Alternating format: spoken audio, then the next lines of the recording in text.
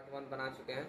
ये वीडियो इस चैप्टर का पार्ट 2 होने वाला है और इसमें हम उसके आगे कवर करेंगे। पहले पार्ट में हमने बताया था कि स्वाद के बारे में पढ़ रहे थे, कौन से पदार्थ में कौन सा अम्ल रहता है। जैसे सेब में कौन सा अम्ल रहता है तो मौलिक अम्ल, इमली में कौन सा अम्ल तो टार्टरिक अम्ल। इतना तक हम लोग पहले वाले वीडियो में पढ़ चुके हैं। ये हमारा सेकेंड पार्ट होने जा रहा है और इसमें हम लोग यहाँ से कवर करेंगे, ठीक है ना।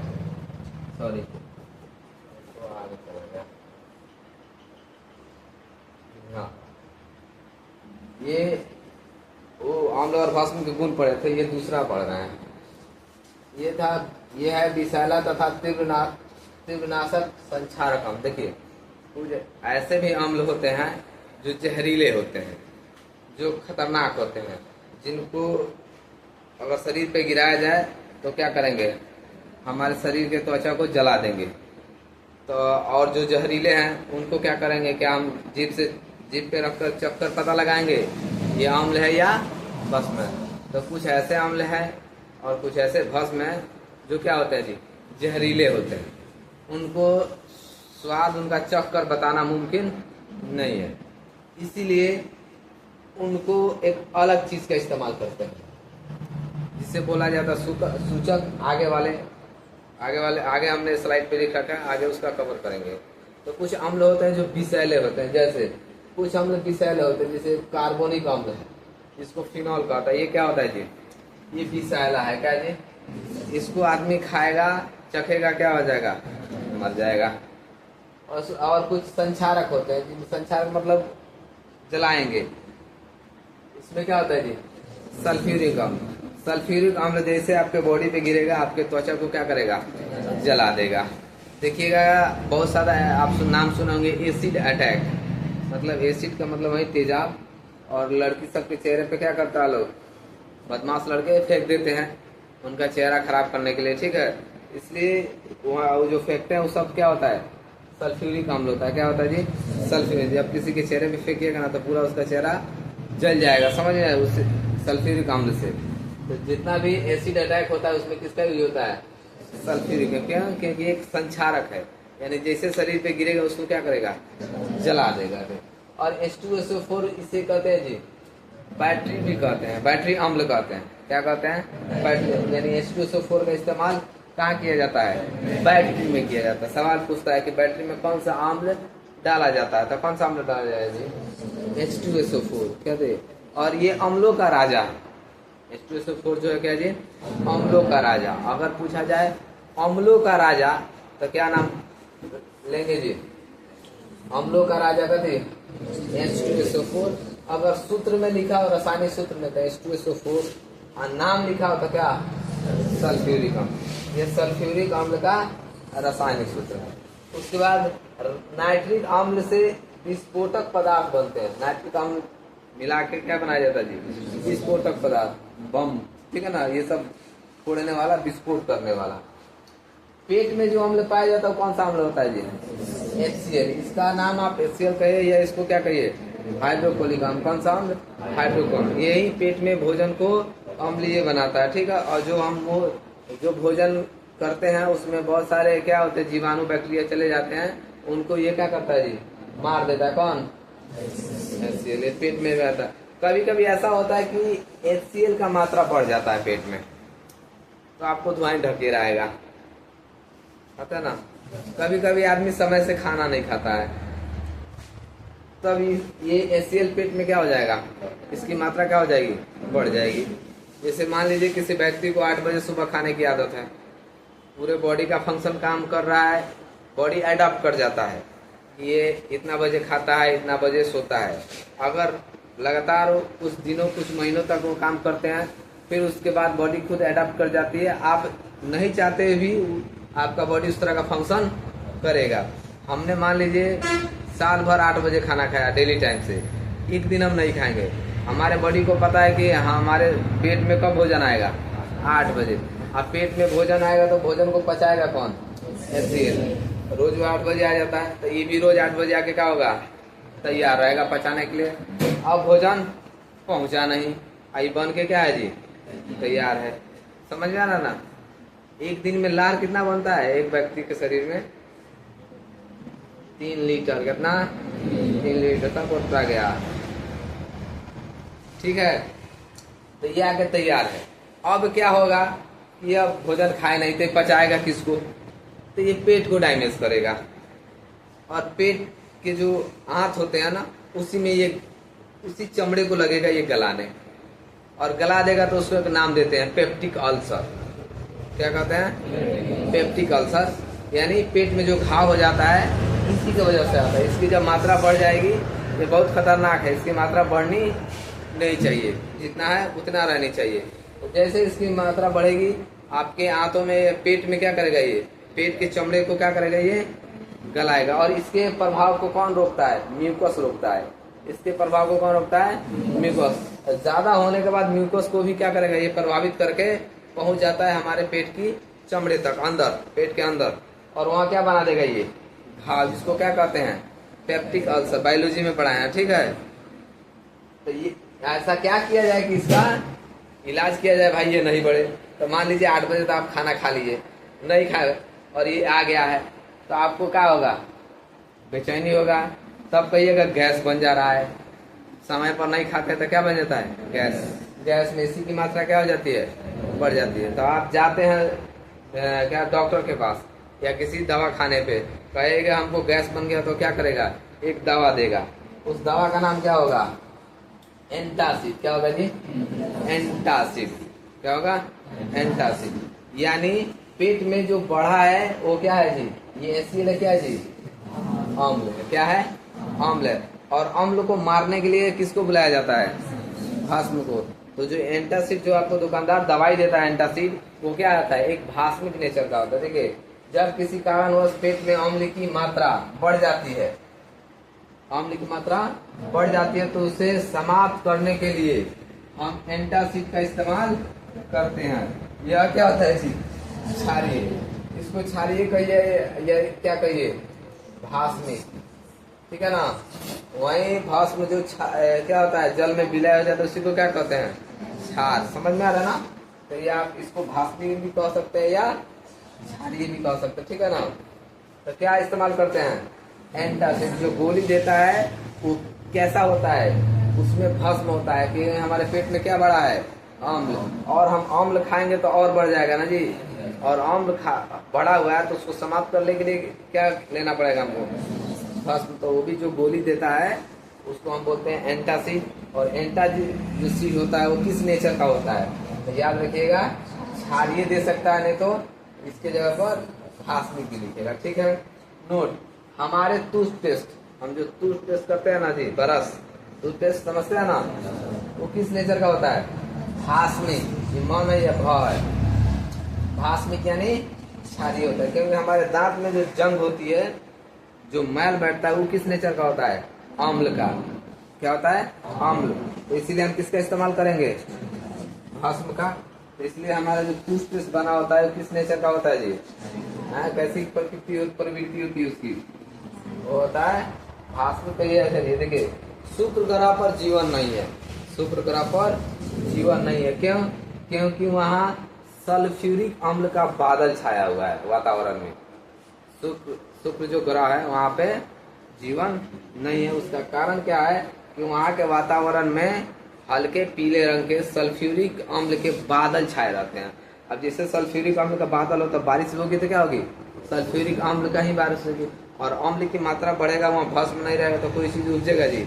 तो वहाँ कुछ भी संभव, कुछ भी मतलब जीवन संभव नहीं है। चलिए अब आगे बढ़ते हैं। ये देखिए, अम्ल तथा भस्म द्वारा रंजक के रंग में परिवर्तन। देखिए, कुछ ऐसे पदार्थ होते हैं जो किसी अम्ल या किसी भस्म में जाकर क्या करते हैं? अपना जी रंग बदल लेते हैं। अब बताइए, जैसे हमने माना कि कुछ ऐसे अम्ल होते हैं जो विषैले होते हैं, जिनको हम चक्कर पता नहीं लगा सकते हैं, तो उनके लिए खोज किया गया, ठीक है ना, खोज हुई। तो पता चला कि आप बिना चखे भी किसी अम्ल और किसी भस्म का पहचान कर सकते हैं, किसी अम्ल और किसी भस्म का पहचान कर सकते हैं। तो ऐसे पदार्थ जो किसी अम्ल या किसी भस्म में जाकर अपना क्या करे? रंग बदल ले, अपना रंग बदल ले, वैसे पदार्थ को क्या कहते हैं? सूचक कहते हैं। क्या कहते हैं जी? सूचक कहते हैं। इंग्लिश में बोलते हैं इसको इंडिकेटर। क्या बोलते हैं? इंडिकेटर। अब मान लीजिए कितनों जहरीला है तो हम उसमें डाला निर्जीव, ये सूचक जो निर्जीव पदार्थ है तो उसमें डाल देंगे और निकाल के देखेंगे रंग परिवर्तन हो गया है तो देखिए रंग देता है कि किस में अम्ल में जाएगा तो कैसा रंग देगा, भस्म में जाएगा तो कैसा रंग, हम अभी आगे बताएंगे आपको। तो मान लीजिए इसमें डुबाए और उसका रंग परिवर्तन हो गया, अब जान का खतरा थोड़ी है, नहीं है, उसको डुबा के पता लगा लेंगे। वहीं जहरीला है अगर हम चखेंगे तो क्या होगा, जान चली जाएगी। तो देखिए वैसे रंजक जिनका अम्ल तथा भस्म द्वारा रंग परिवर्तन होता है उसे क्या कहते हैं जी? उन्हें क्या कहते हैं? सूचक कहते हैं। क्या कहते हैं? सूचक। जैसे एक सूचक आता है कौन? लिटिमस पत्र। क्या होता है? लिटिमस पत्र। यह पूछता है कैसा पौधा है, तो थैलोफाइटा वर्ग के लाइकेन पौधे से निकाला गुलाबी रंग का उदासीन अर्क होता है। क्या होता है जी? यानी जो लिटमस पेपर बनता है, देखिए हर चीज की कैटेगरी बटी है, ठीक है ना। उसी तरह पौधों में भी बहुत सारी कैटेगरियां हैं, उसी में एक कैटेगरी है कौन सा? थैलोफाइटा। क्या है? थैलोफाइटा एक वर्ग है, एक क्लास है, एक ग्रुप है। उसमें एक पौधा का नाम आता है कौन? लाइकेन। और लाइकेन पौधे का जो हम छाल निकालते हैं ना, छाल समझते हैं ना, छाल, उसी को क्या कहते हैं? लिटिमस पत्र। और ये छाल जो होता है किस रंग का होता है जी? गुलाबी। लाइकेन पौधे से निकाला गुलाबी रंग का उदासीन अर्क, मतलब क्या होता है? उसका छाल। क्या है? जो छाल निकालते हैं ना उसी को क्या बोलते हैं? लिटिमस। यानी थैलोफाइटा वर्ग के लाइकेन पौधे के छाल को क्या कहते हैं? लिटिमस। ठीक है। और जो सूचक होते हैं वो दो प्रकार के होते हैं, एक होते हैं प्राकृतिक सूचक, दूसरा होता है कृत्रिम सूचक। कृत्रिम सूचक जिसको लेबोरेटरी में, प्रयोगशाला में क्या किया गया है? बनाया जाता है इस्तेमाल करने के लिए ना, ठीक है ना, चेक कर लेंगे जान बच जाएगी। तो प्राकृतिक सूचक क्या हो जाएगा? लिटिमस, हल्दी। आप घरों में हल्दी देखे हैं, वो भी हमारा एक इंडिकेटर है, यानी एक सूचक है। उससे भी हम पता लगा सकते हैं कि जो दो पदार्थ अगर हमारे सामने दिया जाए तो हम पता लगा सकते हैं कौन अम्ल है कौन भस्म। उसके बाद चुकंदर। चुकंदर देखे हैं, खाते हैं जब चुकंदर, वही चुकंदर। लाल पत्ता गोभी, ये सब क्या है जी? प्राकृतिक सूचक है। कैसे है? प्राकृतिक सूचक है। दूसरा है कृत्रिम सूचक, मिथिल ऑरेंज। क्या होगा? मिथिल ऑरेंज, फिनोफैथलिन, मिथाइल रेड, ये जो है क्या है? कृत्रिम सूचक है। इनको प्रयोगशाला में बनाया जाता है इस्तेमाल के लिए। समझ में आ रहा है? चलिए आगे करते हैं। अब देखिए यहाँ में एक डाटा लिख रखा है, इधर है सूचक, इधर है रंग परिवर्तन। रंग परिवर्तन में अम्ल और भस्म लिखे हैं, अम्लीय और भस्म। कहने का मतलब है कि अगर कोई सूचक अम्ल में जाएगा तो कैसा रंग देगा और भस्म में जाएगा तो, इसलिए कि मान लिया हमने तो सूचक खोज लिया, अब जहरीला पदार्थ को चखने की जरूरत नहीं है, तो पता होना चाहिए ना कि अगर जिस सूचक को हम डाल रहे हैं वो अम्ल में जाएगा तो कैसा रंग देगा, कैसा रंग आया तो कहेंगे अम्ल है। अगर भस्म किसी में डाल रहे हैं, अगर ऐसा रंग आए तो कहेंगे उसको भस्म। उसकी रंग की पहचान होनी चाहिए ना, तो उसके लिए ये पढ़िए लिटिमस, ठीक है ना। ये थैलोफाइटा वर्ग के लाइकेन पौधे का छाल होता है। इसको जब किसी अम्ल में डालिएगा, मान लीजिए हमको नहीं पता है, एक गिलास है दिखेगा, मान लीजिए गिलास है और इस गिलास में क्या है जी? अम्ल रखा हुआ है। तो मान लीजिए हमारे पास लिटमस पेपर है, इसमें अम्ल है, हमको नहीं पता अम्ल है, लेकिन मान लीजिए अम्ल है, ठीक है। तो हमको नहीं पता इसमें क्या है, अगर हम डाल रहे हैं इसको, क्या करें?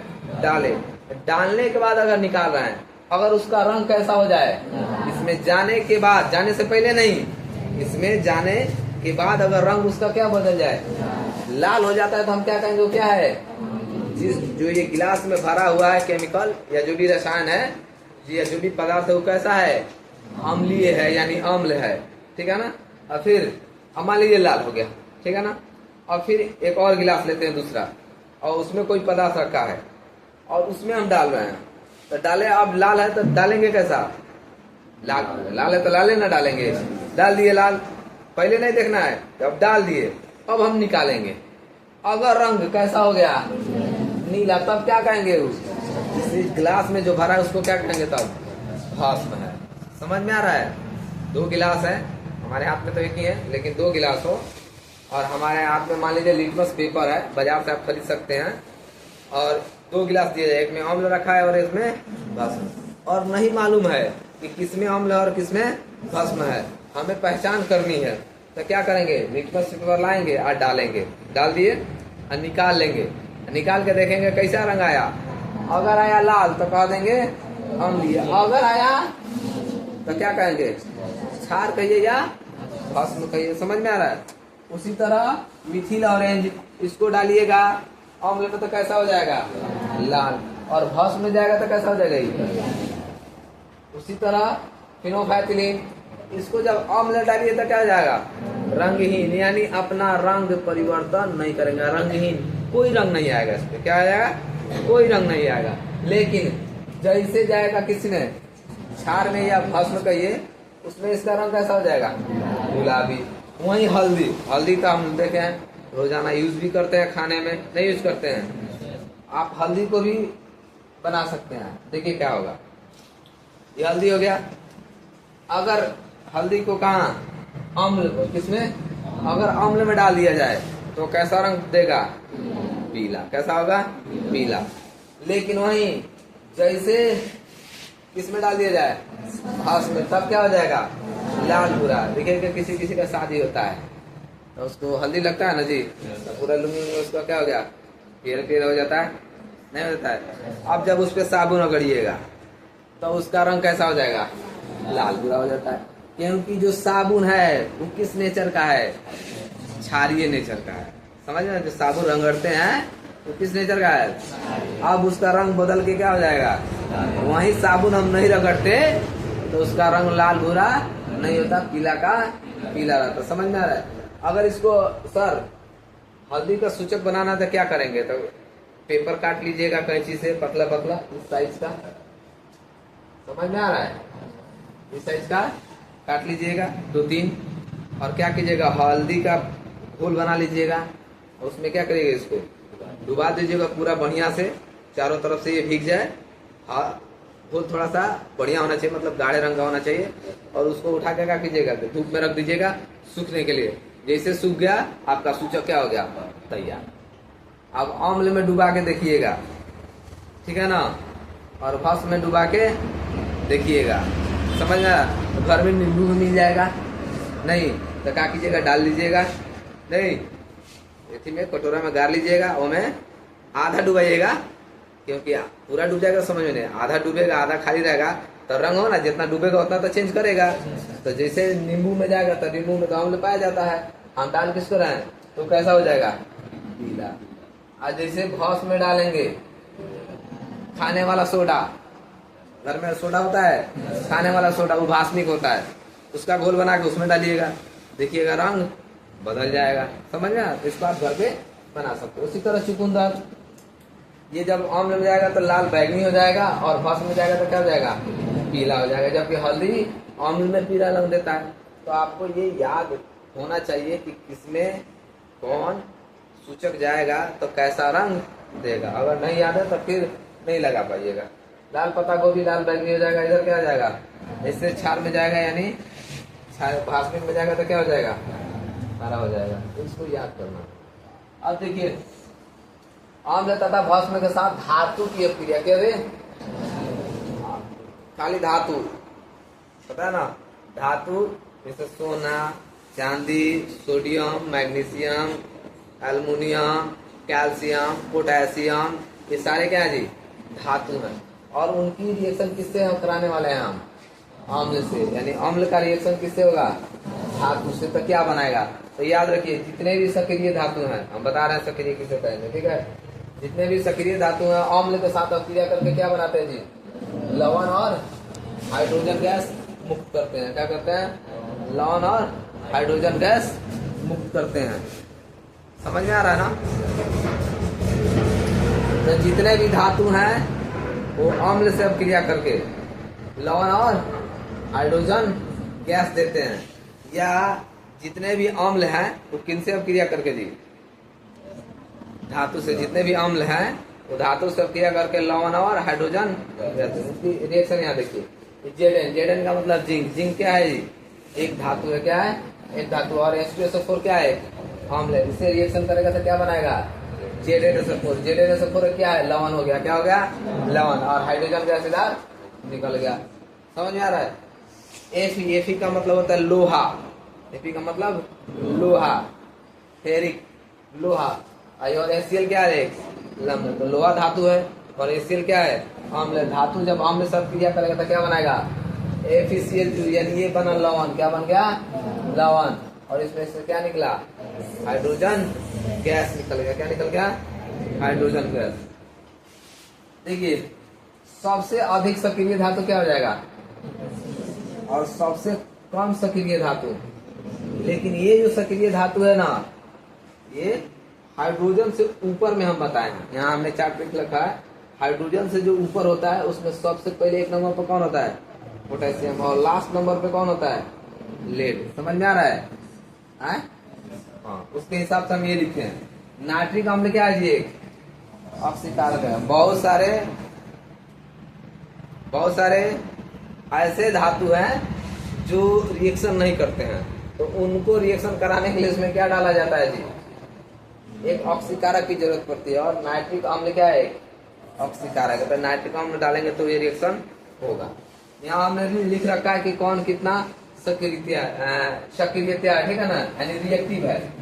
तो सबसे ज्यादा रिएक्टिव कौन है, पोटेशियम, उसका साइन होता है कि, देखिए कि हमने यहाँ त्रिभुज टाइप का पिक्चर बनाया, ऊपर में सबसे ज्यादा, धीरे धीरे धीरे धीरे नीचे आएंगे तो क्या होगा, उसकी रिएक्टिविटी क्या होगी, धीरे धीरे घटती हो जाएगी, ठीक है ना।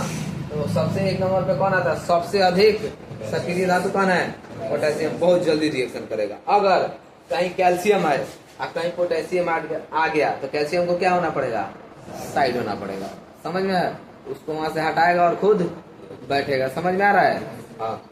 उसी तरह calcium, sodium, magnesium, aluminium, zinc, लोहा, टीन, लेड, हाइड्रोजन, तांबा, पारा, चांदी, और यहाँ देखिए चांदी, सोना। चांदी का सिंबल सब काम में यहाँ सिंबल लिख रखा है, आप देख सकते हैं, ठीक है ना। चलिए तो इसको आप लिख सकते हैं। धातु के साथ, अभी हमने धातु के साथ किसका रिएक्शन पढ़े थे, अम्ल के साथ। अब धातु के कथी, अब धातु नहीं, अब धातु का आ गया कार्बोनेट। धातु का क्या आ गया, कार्बोनेट। कार्बोनेट मतलब उसमें होगा, क्या जुड़ा होगा, CO3, क्या जुड़ा होगा, जिसमें CO3 होगा उसको बोलेंगे कार्बोनेट। तो यहाँ हमने पढ़े हैं धातु के कार्बोनेट एवं कथी, बाइकार्बोनेट। बाइकार्बोनेट का मतलब होता है उसमें क्या जुड़ा हो, HCO3, क्या, HCO3। अगर खाली कार्बोनेट होगा तो क्या होगा, CO3, उसमें HCO3 कहीं दिख जाए तो उसको क्या बोलेंगे, बाइकार्बोनेट। जैसे हाइड्रोजन जुटेगा उसके आगे तो उसका नाम क्या हो जाएगा, बाइकार्बोनेट, क्या हो जाएगा, बाइकार्बोनेट। तो इससे हम क्या करेंगे, अब इसका रिएक्शन पढ़ रहे हैं।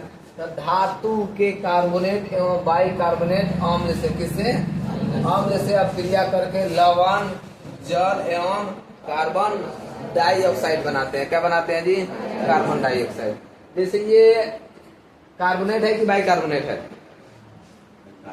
कार्बोनेट है, ताकि CO3 है, इसके CO3 से पहले हाइड्रोजन नहीं लगाया, तो क्या है जी, कार्बोनेट है।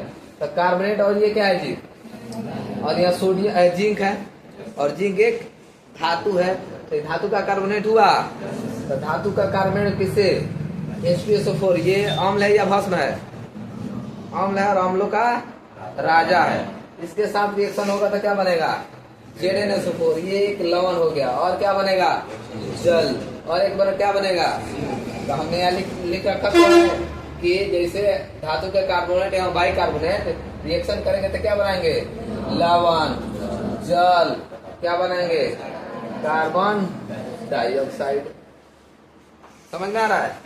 तो ये लवण हो गया और ये जल हो गया, और क्या हो गया, यहाँ देखिए Na2CO3, Na मतलब सोडियम और कार्बोनेट, ये धातु के कार्बोनेट हो गया, और ये सल्फ्यूरिक अम्ल हो गया, रिएक्शन करेगा बनाएगा Na2SO4, ये लवण हो गया, H2O जल हो गया, और CO2 कार्बन डाइऑक्साइड। उसी तरह यहाँ देखिए NaHCO3। अब ये कार्बोनेट है धातु का कि बाई कार्बोनेट है? बाई कार्बोनेट, क्योंकि यहाँ कार्बोनेट से पहले क्या है? हाइड्रोजन। अगर कार्बोनेट CO3 से पहले हाइड्रोजन लिखता है तो क्या बन जाएगा वो? By carbonate. क्या बनेगा? और NCl एक अम्ल है तो बाई कार्बोनेट जैसे अम्ल से रिएक्शन कर रहा है क्या बनेगा? लवण। और ये जल और कार्बन डाइऑक्साइड। ये धातु के कार्बोनेट है। और किसका? Calcium carbonate. इसी को बोला जाता है संगमरमर, इसी को बोला जाता है चूना पत्थर। पढ़ाए हैं। और ये HCl अम्ल रिएक्शन करेगा, बनाएगा कैल्शियम क्लोराइड, जल और कार्बन डाइऑक्साइड। तो इसको याद रखिएगा, पूछता है कि धातु के कार्बोनेट और बाई कार्बोनेट अगर अम्ल से क्रिया करे तो क्या क्या बनेगा। अगला अम्ल भस्म अपक्रिया। देखिए अम्ल जब भस्म में सब क्रिया करता है तो क्या बनाता है जी? तो बहुत बार पढ़ चुके हैं, लवण तथा जल बनता है। और इस सब क्रिया को क्या कहते हैं? उदासीनीकरण अपक्रिया। क्या कहते हैं? उदासीनीकरण अपक्रिया। जैसे NaOH, ये अम्ल है कि भस्म है? OH दिखेगा तो क्या बताए थे? जैसे OH दिखा क्या बताता है? भस्म नहीं बोलता है सब, ठीक है ना? जैसे ठीक है ना, OH दिखे तो उसको क्या कहेंगे?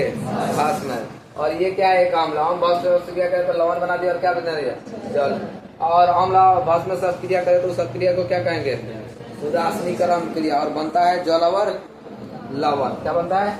जल। अब देखिए धातु के ऑक्साइड, एगो हमने रिएक्शन पढ़ा धातु के साथ रिएक्शन, उसके बाद धातु के कार्बोनेट एवं बाई कार्बोनेट। अब हम धातु के ऑक्साइड, यानी ऑक्साइड का मतलब धातु के साथ क्या जुड़ा होगा? ऑक्सीजन। धातु के साथ क्या जुड़ा होगा? जब धातु के साथ ऑक्सीजन जोड़ दिया जाएगा तो धातु के ऑक्साइड हो जाएंगे। जब अधातु के साथ ऑक्सीजन जुड़ जाएगा तो कहेंगे अधातु के ऑक्साइड। समझ में आ रहा है? तो हम अभी किसके बारे में पढ़ने जा रहे हैं? धातु के ऑक्साइड। तो धातु के ऑक्साइड की किसके साथ रिएक्शन पढ़ने वाले हैं? अम्ल से। किसके? यानी धातु के ऑक्साइड किससे रिएक्शन करने वाला है? अम्ल से। धातु के ऑक्साइड मूलतः क्या होता है जी? बहुत बेबी सवाल है, पूछता है कि धातु के ऑक्साइड किस नेचर के होते हैं? तो धातु के ऑक्साइड भस्म नेचर के और अधातु के ऑक्साइड अम्लीय नेचर के। किस है? अधातु के ऑक्साइड अम्लीय नेचर के और धातु के ऑक्साइड पास में। देखिए अधातु के ऑक्साइड अम्लीय, अ से अधातु, अ से अम्लीय। तो अधातु का ऑक्साइड क्या पढ़ लेंगे हम लोग? अम्लीय। अधातु, अ से अधातु होगा, अ से अधातु, अ से अम्लीय, यानी अधातु के ऑक्साइड अम्लीय, अधातु के ऑक्साइड पास में। समझ में? तो मान लीजिए भस्म हो गया। अब क्या हो गया? ये क्या हो गया? भस्म। अब भस्म जैसे किससे रिएक्शन करेगा? अम्ल से। तो क्या बनाएगा? बढ़िया ना जी? क्या बनाएगा? लवण तथा जल। तो देखिए CuO यानी कॉपर ऑक्साइड क्या बनेगा? Copper oxide. ये कॉपर ऑक्साइड हो गया होगा H2SO4। तो कॉपर ऑक्साइड, तो कॉपर एक क्या है? धातु है और उसके साथ क्या जुड़ा है जी? ऑक्सीजन। तो धातु के ऑक्साइड हो गया। और ये क्या हमारा? अम्ल हो गया। और जो धातु के ऑक्साइड है वो किस नेचर का होता है जी? भस्म। तो मान लीजिए हई हो गया भस्म, हई हो गया अम्ल। भस्म और अम्ल रिएक्शन करेगा तो क्या बनेगा? लवण तथा जल बनेगा। ये क्या होगा? Zinc oxide. जिंक धातु होता है और इसके साथ ऑक्सीजन जुड़ा हुआ है तो जिंक ऑक्साइड हो गया, यानी धातु के ऑक्साइड हो गया। ये अम्ल है H2SO4, रिएक्शन करेगा तो क्या बनेगा? ZnSO4 plus H2O। और ये CaO कैल्शियम ऑक्साइड, कैल्शियम धातु होता है। क्या होता है? इसको खाने से हड्डी मजबूत होता है। समझ में? तो कैल्शियम ऑक्साइड रिएक्शन करेगा अम्ल से, यानी HCl से। क्या बनेगा? कैल्शियम क्लोराइड प्लस जल। समझ में आ रहा है? तो आज का क्लास यहीं तक, आगे अगले पार्ट में।